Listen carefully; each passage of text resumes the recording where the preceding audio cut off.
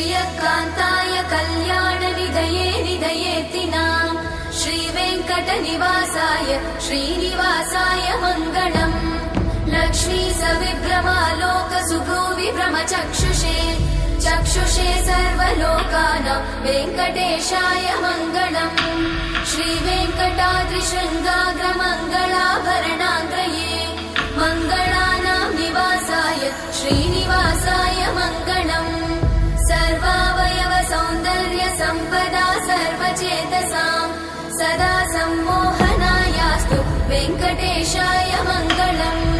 नित्याय निरवध्याय सत्यानन्दचिदात्मने सर्वान्तरात्मने श्रीमद् वेङ्कटेशाय मङ्गलम् स्वतः सर्वविदे सर्वशक्तये सर्वशेषिने सुलभाय सुशीलाय वेङ्कटेशाय मङ्गलम्।